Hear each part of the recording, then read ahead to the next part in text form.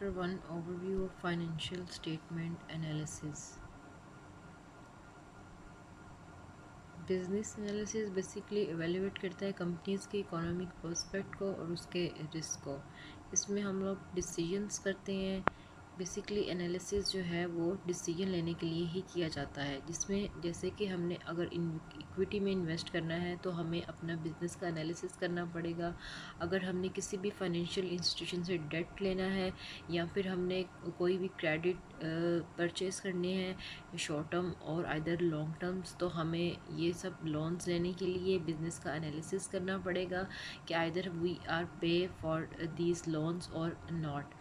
Then next, business analysis basically have external factors and internal factors. External factors basically determine technology information, competitors information and regulation information. Internal factors basically determine financial statement. तो external और internal factors basically depend करती है आपके business के मुताबिक। जिस तरह के आपके इंटरनल फैक्टर में आपकी फाइनेंशियल स्टेटमेंट आ जाती हैं और एक्सटर्नल फैक्टर्स में आपकी टेक्नोलॉजी, कंपेटिटर्स और रेगुलेशंस आ जाते हैं। एनालिसिस करते हुए इन तमाम फैक्टर्स को जो है वो ओवरव्यू लिया जाता है। नेक्स्ट हमारे पास है information sources of business analysis कि हमने ऐसे कौन से सोर्सेज हैं जो हमें बिजनेस एनालिसिस की इंफॉर्मेशन प्रोवाइड करते हैं। उसमें हमारे पास कुछ रिसोर्सेज क्वांटिटेटिव हैं और कुछ क्वालिटेटिव हैं। जो क्वांटिटेटिव रिसोर्सेज हैं उसमें हमारे पास फाइनेंशियल स्टेटमेंट्स हैं। हमें अगर फैक्ट्स एंड फिगर्स के फॉर्म में जो भी डाटा प्रोवाइड किया जाता है वो फाइनेंशियल स्टेटमेंट से किया जाता है। उसके बाद हमारे पास इंडस्ट्री के स्टैटिस्टिक्स हैं। अगर आपकी कंपनी जो है वो किस इंडस्ट्री में लाई कर रही है, वो आपके होम केयर है, आपकी पर्सनल केयर है, आपके प्रोडक्ट्स, आपकी रिफ्रेशमेंट्स के प्रोडक्ट्स हैं, तो उसके लिए हमें इंडस्ट्री के स्टैटिस्टिक्स, इंडस्ट्री की रैंकिंग प्रोवाइड की जाती है एनालिसिस करते हुए। उसके बाद हमारे पास रेगुलेटरी फीलिंग्स आ जाती हैं जो कि कंपनी की रेगुलेशंस और कॉर्पोरेट गवर्नेंस जो है उसको फिलअप करती हैं। वो भी हमारे पास फैक्ट्स एंड फिगर्स में होती हैं और ये रेगुलेटर्स जो हैं उसको फिलअप करते हैं। उसके बाद हमारे पास ट्रेड रिपोर्ट्स आ जाती हैं जिसमें जो कि कंपनी जो है at the end of the fiscal year company इसे कंपेटिटर्स को और जितने भी इन्वेस्टर्स होते हैं इनके लिए वेबसाइट्स पर ये इसे अपलोड कर देती हैं इस इंफॉर्मेशन को, इन तमाम ट्रेड रिपोर्ट्स को। उसके बाद हमारे पास आ जाता है क्वालिटेटिव एनालिसिस। उसमें मैनेजमेंट डिस्कशन एनालिसिस होता है, चेयरपर्सन लेटर होता है, विजन एंड मिशन स्टेटमेंट होता है और प्रेस रिलीजेस होता है। क्वालिटेटिव इंफॉर्मेशन बेसिकली हमारे पास ये इन नंबर्स के फॉर्म में नहीं होती। ये हमारे पास एक स्टेटमेंट्स है जो कि बिल्कुल अल्फ़ाबेटिकली ऑर्डर्स में प्लेस की जाती है और ये कंपनी की फाइनेंशियल स्टेटमेंट्स एनालिसिस करते हुए उसकी रिपोर्ट में देखा जाता है कि उसमें हमारे पास मैनेजमेंट की डिस्कशन और एनालिसिस क्या है, चेयरपर्सन का लेटर क्या है। जब भी हम कोई भी रिपोर्ट या कंपनी का at the end of the year financial statement को रीड करते हैं तो उसमें हमारे पास एक पूरी रिपोर्ट बनी आती है जिसमें विजन एंड मिशन भी होता है और उसमें हमारे पास डिफरेंट प्रेस रिलीजेस और जितनी भी न्यूज़ हैं वो मेंशन की जाती हैं, क्योंकि बिज़नेस का एनालिसिस करते हुए हम उसके एक्सटर्नल और इंटरनल फैक्टर्स के साथ उसके क्वांटिटेटिव और क्वालिटेटिव फैक्टर्स भी डिटरमाइन करते हैं। नेक्स्ट हमारे पास यहाँ पर यूनिलीवर कंपनी का फाइनेंशियल डाटा दिया गया है जिसमें हमारे पास उन्होंने net sales, gross profit, operating income, net income और restructuring charges after tax, total asset, total liabilities, long term debt, share holders equity, basic earnings per share. ये तमाम फाइनेंशियल डाटा हमें ये बताएगा कि हम अपने जिस बिज़नेस में भी इन्वेस्ट करना चाहते हैं, इक्विटी में इन्वेस्ट करना चाहते हैं, आप उनके क्रेडिट में इन्वेस्ट करना चाहते हैं। अगर हमने इन तमाम इन्वेस्टमेंट्स को देखना है तो हम इस कंपनी के नेट सेल्स को देखेंगे, उनके प्रॉफिट को देखेंगे, उनकी अर्निंग पर शेयर को देखेंगे कि वो at the end of the year कितना डिविडेंड पे करते हैं अपने इन्वेस्टर्स को, अपने होल्डर्स को जो उन्हें इक्विटी के लिए फाइनेंसिंग प्रोवाइड कर रहे हैं या उन्हें डेट के लिए फाइनेंसिंग प्रोवाइड कर रहे हैं। टाइप्स ऑफ बिजनेस एनालिसिस में हमारे पास क्रेडिट एनालिसिस है, इक्विटी एनालिसिस है। क्रेडिट एनालिसिस में बेसिकली क्रेडिटर्स के बारे में इंफॉर्मेशन है जो कि कंपनी बोरो करती है, जिन लेंडर से कंपनी जो है वो पेमेंट बोरो करती है और विद इन द ईयर और मोर देन 1 ईयर हमें वो पेमेंट जो है वो कंपनी को, फाइनेंशियल इंस्टीट्यूशंस को पे बैक करनी होती है, और विद इंटरेस्ट हम इस अमाउंट को पे बैक करते हैं। इसके लिए हमारे पास ट्रेड क्रेडिटर्स भी होते हैं और नॉन ट्रेड क्रेडिटर्स भी होते हैं। बेसिकली ये पेएबल अकाउंट्स हैं, लाइबिलिटी हैं कंपनी की, कि कंपनी जो है वो इसे पे बैक करेगी अपने फाइनेंशियल इंस्टीट्यूशंस को, बैंक्स को, और जितनी भी ऐसी रेगुलेटरी मेजर हैं जिनसे हम क्रेडिट परचेज़ करते हैं। तो उसमें हमारे पास ट्रेड क्रेडिटर्स जो है वो शॉर्ट टर्म फाइनेंसिंग आ जाती है। ये हमें 50 to 60 डेज़ में पे बैक करना पड़ता है। इसका जो एवरेज पेएबल पीरियड है वो 50 to 60 डेज़ है। और जो हमारे पास नॉन ट्रेड क्रेडिटर्स हैं वो बेसिकली ये लॉन्ग टर्म फाइनेंसिंग होती है इसमें, और कंपनी जो है वो विद इन 1 ईयर और मोर देन 1 ईयर जो है वो इस फाइनेंसिंग को पे बैक कर सकती है। इक्विटी एनालिसिस में बेसिकली इक्विटी इन्वेस्टर्स होते हैं, और इक्विटी इन्वेस्टर्स जो हैं वो क्या डिटरमाइन करते हैं, इक्विटी इन्वेस्टर्स भी बिज़नेस एनालिसिस करते हुए देखते हैं कि जो फ़ंड वो कंपनी को प्रोवाइड कर रहे हैं उसके लिए इनको कितना रिस्क है और कितना रिवॉर्ड है। इसके लिए जैसे कि हमने यूनिलीवर की जो अभी थोड़ी देर पहले स्टेटमेंट देखी थी, उसमें हमारे पास अर्निंग पर शेयर जो है वो इंक्रीज़ होता जा रहा है। Every 10 times earning per share increase हो रहा है। तो इन्वेस्टर्स जो हैं, इक्विटी इन्वेस्टर्स जो हैं, वो उसका एनालिसिस करते हैं, और फिर उसमें देखा जाता है कि इसका टेक्निकल एनालिसिस क्या है और फंडामेंटल एनालिसिस क्या है।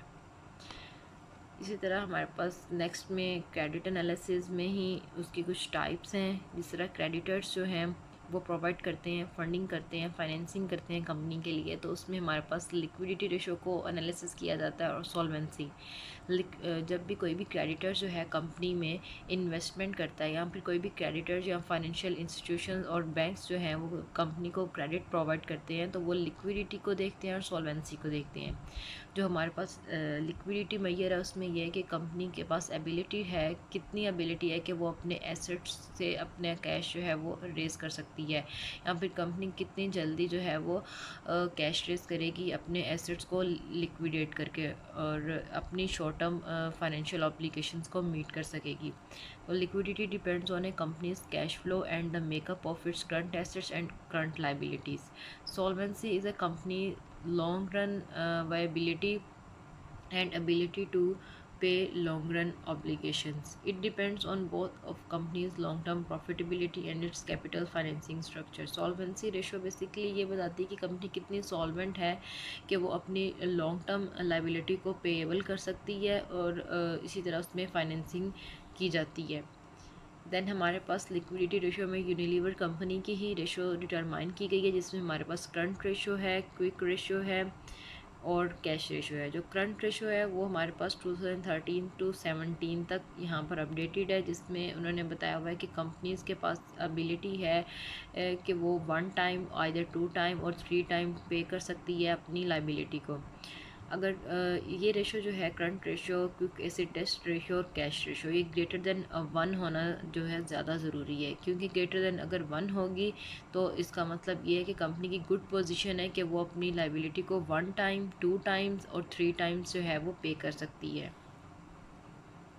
टाइप्स ऑफ इक्विटी एनालिसिस में हमारे पास टेक्निकल एनालिसिस है और फंडामेंटल एनालिसिस है। टेक्निकल एनालिसिस में basically individual who apply active investment strategies use technical analysis, price और volume history to of a stock to predict future price movements. Technical analysis basically investors इसलिए कर रहे होते हैं कि ये देखा जा सके कि स्टॉक की जो है वो प्राइस वॉल्यूम हिस्ट्री क्या है, स्टॉक अगर इंक्रीज़ हुआ है तो उस पर डिविडेंड कितना पे किया जा रहा है। तो technical analysis basically investors, credit institutions, ये तमाम लोग जो कंपनी में फाइनेंसिंग करते हैं वो इस एनालिसिस को परफॉर्म करते हैं। फंडामेंटल एनालिसिस में basically individuals who apply active investment strategies use fundamental analysis और combination of both. Fundamental analysis basically equity investor और क्रेडिट इन्वेस्टर्स इसलिए करते हैं कि वो एवेलुएट कर सकें कि कंपनी की फ़ाइनेंशियल पोजीशन क्या है और फाइनेंशियल परफॉर्मेंस क्या है कंपनी की, क्योंकि कंपनी की जब हम कंपनी के इकोनॉमिक प्रॉस्पेक्ट्स को देख रहे होते हैं तो उसमें हमारे पास कंपनीज़ की फ़ाइनेंशियल इंफॉर्मेशन आ जाती है, कंपनी की फ़ाइनेंशियल परफॉर्मेंस आ जाती है। तो उसमें इन्वेस्टर्स जो हैं वो फंडामेंटल एनालिसिस में whole position of the company जो है वो डिटरमाइन करते हैं कि इसकी नेट सेल्स क्या है, ग्रॉस प्रॉफिट क्या है, कंपनी की लाइबिलिटी और पेएबल कैपेसिटी क्या है। तो इक्विटी एनालिसिस में हमारे पास जो भी हमारे पास टेक्निकल एनालिसिस किया जाता है, फंडामेंटल एनालिसिस किया जाता है, ये इन्वेस्टर्स के लिए जो है वो बहुत ज़्यादा हेल्पफुल है। यहाँ पर हमारे पास यूनिलीवर की ही लॉन्ग टर्म फाइनेंशियल रिजल्ट्स दिखाए गए हैं, जिसमें हमारे पास डिविडेंड्स को, नॉर्मलाइज्ड अर्निंग को और रेवेन्यू को जो है वो डिटरमाइन किया गया है और एक्सप्लेन किया गया है कि ये किस तरह से इंक्रीज़ हो रहा है ओवर द ईयर, इसमें इंक्रीमेंट लगा हुआ है। ठीक है, और ये फाइनेंशियल रिजल्ट्स हमारे पास टेक्निकल एनालिसिस और फंडामेंटल एनालिसिस में बहुत ज़्यादा इंपॉर्टेंस रखते हैं, क्योंकि उसमें हम अपनी कंपनी के स्टॉक्स को, उनकी अर्निंग्स को, उनके डिविडेंड्स को और फंडामेंटल में हम रेवेन्यू को एनालिसिस करते हैं। Other uses of business analysis में बेसिकली बिजनेस एनालिसिस के अदर यूजेस भी हैं, जो उसके managers, mergers and acquisitions, financial management, directors and customers perform करते हैं। जो हमारे पास मैनेजर्स हैं वो इसलिए एनालिसिस करते हैं कि अगर कंपनी में ऑपरेटिंग, इन्वेस्टिंग और फाइनेंसिंग एक्टिविटीज़ में चेंजिंग्स लेकर आनी है, तो इस एनालिसिस को करके हम अपने स्ट्रेटजिक चेंजेस लेके आ सकते हैं। अगर मर्जर और एक्विजिशन करना है तो हम अपने ऑपरेशंस के ज़रिए अपनी कंपनी के रिस्ट्रक्चर कर सकते हैं, उसके ऑपरेशन को रिस्ट्रक्चर कर सकते हैं, कंपनी में डेवलपमेंट कर सकते हैं through merger and acquisition. Financial management basically ये डिटरमाइन करती है कि फाइनेंसिंग डिसीजंस और dividend policy on companies value. इसमें हमारे पास डिविडेंड और रेवेन्यू को डिटरमाइन किया जाता है फाइनेंशियल मैनेजमेंट में। डायरेक्टर्स हमारे पास जो हैं वो ये elected by the representatives of the shareholder. Directors are responsible for protecting the shareholder interest by vigilantly overseeing the company's activities.